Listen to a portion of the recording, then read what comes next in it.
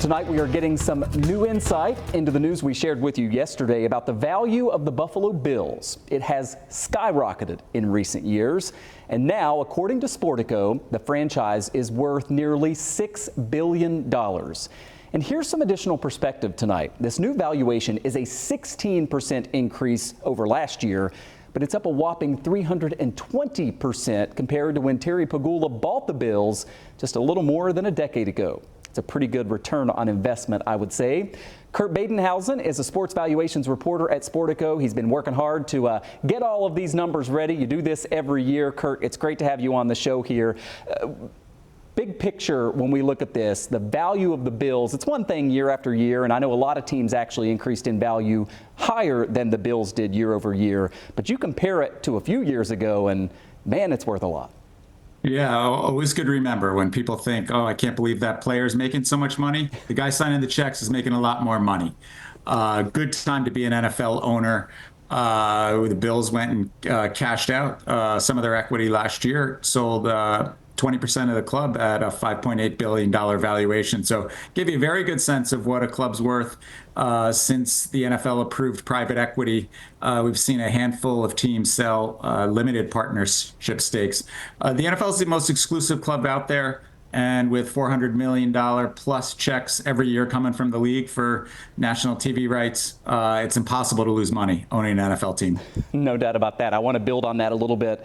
It's incredible when you look at the NFL overall. I want to show our viewers here something that you posted on X yesterday. 75% of the 20 most valuable sports franchises worldwide are in the NFL. And then look at your breakdown there. Among the top 50, all 32 NFL teams are in that top 50 list, along with a handful of NBA, soccer, and Major League Baseball teams.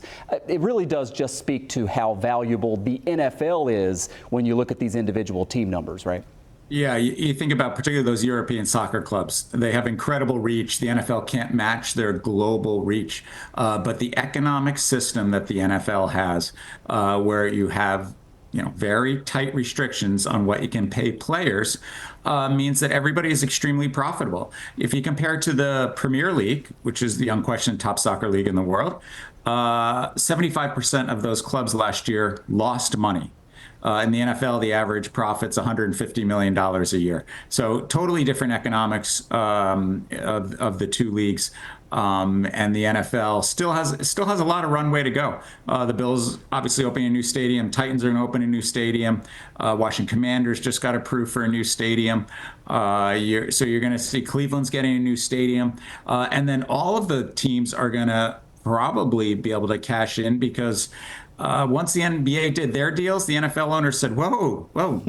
We want a bigger slice too. And NFL has an opt-out in their TV deals in 2029. And you better believe they're going to exercise that opt-out, because if you don't have the NFL right now as a TV network, I mean, are you really a TV network? What else do you have? That is absolutely right. Before I run out of time, Kurt, I want to ask you, when you look at the increase year over year, the Bills were 16%. That was third lowest in the league, actually. Only two teams saw growth of more than that. Is that in any way concerning to the value of the Bills? I don't think it's concerning at all. I mean, you look at teams in the bottom half of it. What we've seen is teams in the top half of the table really accelerated this year in terms of their growth, because we saw what people were willing to pay for pieces of big market teams in Philadelphia, San Francisco, Chicago.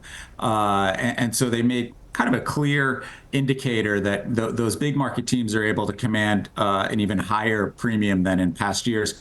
And then teams at the bottom half of the table, basically we had everybody up 16, 17, 18%. So the difference between 16% and 17% is really a thin margin there. So I wouldn't read anything into it at all. The Bills have a really nice situation, obviously a brand new stadium ready to open, and taxpayers obviously put up a lot of money for it. So not a bad deal for the Pegulas. Yeah, no doubt about that. Sportico's Kurt Badenhausen. So great to get your insight, sir. Thank you very much. Appreciate you.